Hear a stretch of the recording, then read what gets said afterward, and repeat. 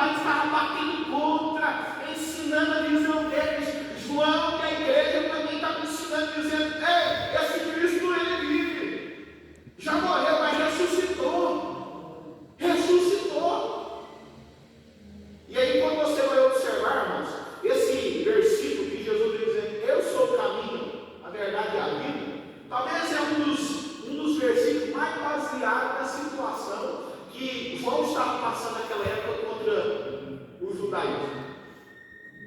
Que João vem usando esse texto que Jesus tinha dado para bater contra e dizer: olha, nós temos um Salvador, nós temos um caminho. Enquanto muita gente quer nos ensinarmos que o mundo é o verdadeiro caminho, não é verdade? Eu estava pensando nisso hoje pela manhã, que a igreja passa pelas mesmas circunstâncias. Hoje o mundo quer ensinar um caminho diferente, e nós como igreja estamos dizendo: não, Jesus continua sendo o caminho, Jesus continua sendo a verdade, Jesus continua sendo a vida, e se não for por ele, pode ser Joaquim, José, Maria, pode ser quem vocês quiserem, mas o único caminho existe e é Cristo Jesus. Então, por isso eu te disse no princípio que João, talvez ele é um dos evangelistas que mais ensinou a igreja a evangelizar.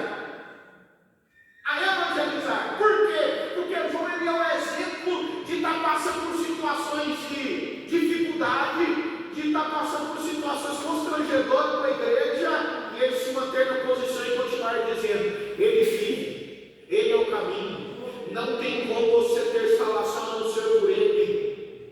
João continua na posição. Amém, irmãos? 2.2. Alguém pode ler por gentileza? Eu gosto assim de dar oportunidade, né, irmãos, para ficar algo tranquilo, porque senão vocês enjoam da minha voz. 2.2, alguém?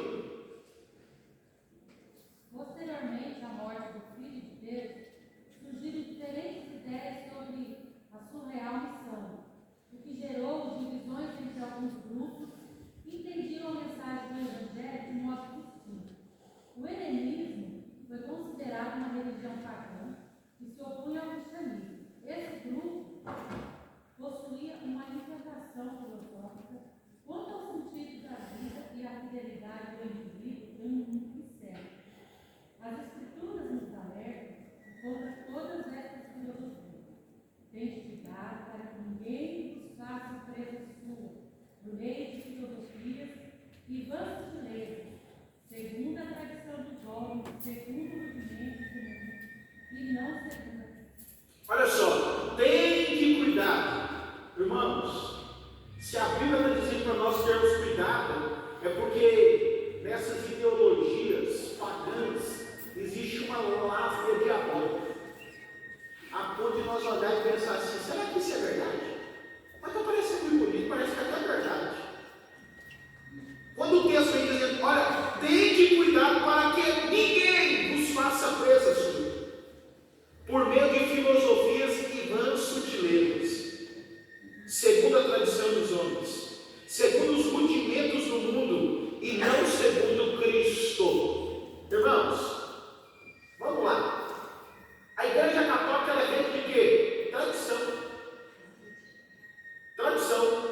Entra um papa, sai outro, e a mesma oração, é a mesma reza, é a mesma coisa. Tradição. E aí, quando você vai ver pela palavra de Deus, esse negócio de tradição ela acaba que é algo religioso, que é contra o cristianismo. E naquela época, a ideologia ela estava tão forte que se João bate de frente e apresenta o Evangelho de uma forma acessível. Por que eu estou te falando do Evangelho de uma forma acessível? Porque alguns textos da Bíblia, até mesmo os outros evangelhos, é claro que eram públicos diferentes, que talvez algumas pessoas até tá no nosso meio já dizem assim: ah, mas eu já li tal texto, ela é difícil de interpretação. Já viu isso? Já li tal capítulo, nossa, mas não interpreta, não entende. Aí quando você vai ver o João, a maioria das pessoas vê assim: ah, mas